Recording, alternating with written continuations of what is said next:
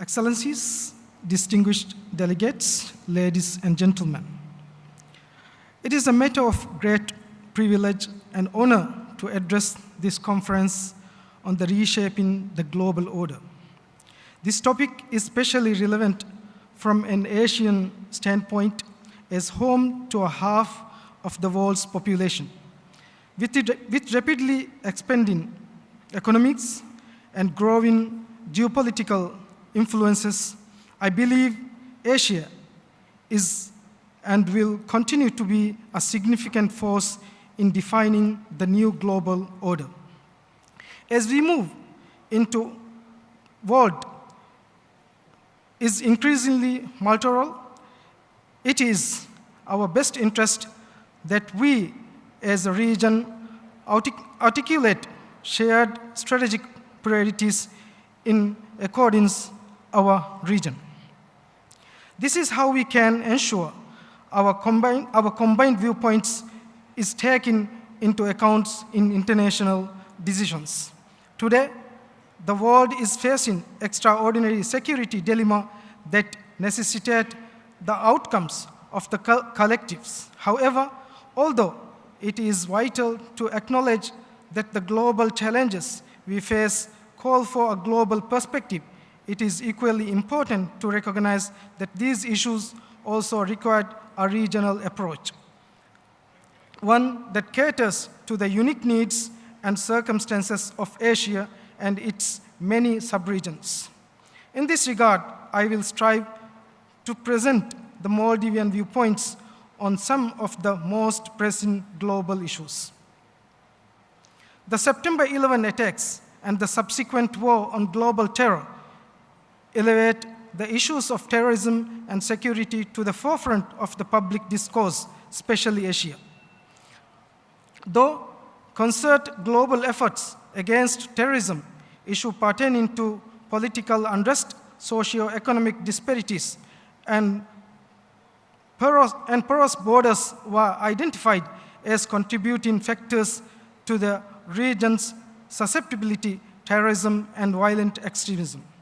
We have made great strides over the last 2 decades to combat organized acts of terrorism. However, the threat of terrorism has evolved in recent years and is now emanating in a more dynamic and decentralized manner. This new reality posed a unique challenges to continue terrorism apparatus on the region. Concurrently, the increasingly transnational and complex nature of the terrorism has become even more difficult to tackle.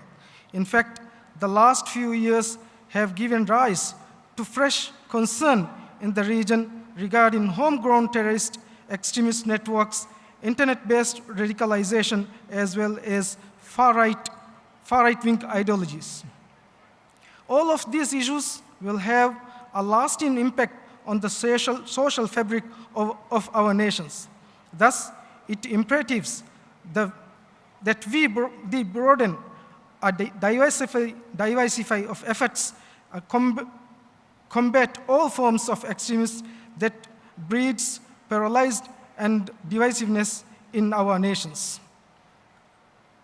Over the years, we are also observing the threats of terrorism intersecting with ongoing conflicts and insurgencies in the region, intensifying already volatile situations. One of the most crucial takeaway in this that terrorism, violent extremism are skillful and exploiting the very specific socio-economic and political grievances in the region to drive their agendas.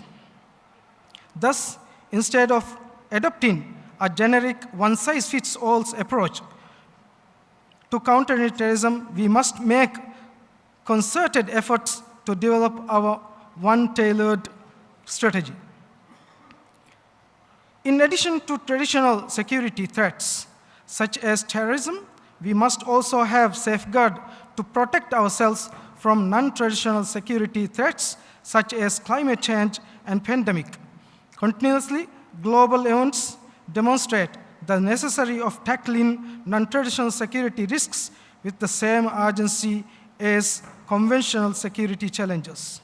We must be cognizant of the fact that though non-traditional, these issues create fertile environment for hostile element by creating or intensifying the existing vulnerabilities with states. In light of the conflicts around the world that are impacting the territorial integrity of nations, the discourse of sovereignty is particularly relevant in Asian context. Today, more than ever, our sovereignty is being challenged on multiple fronts, be it through soft power influence, geopolitical disputes, economic pressures, on disinformation campaigns. The COVID-19 pandemic and Ukraine-Russia conflict have further highlighted our region's vulnerability to geopolitical upheavals, whereby the disruption in global supply chains have posed extraordinary challenges. The Maldives economy is predominantly import-driven and heavily reliant on the tourism industry. Thus, we are susceptible to even minute shift in the global situation.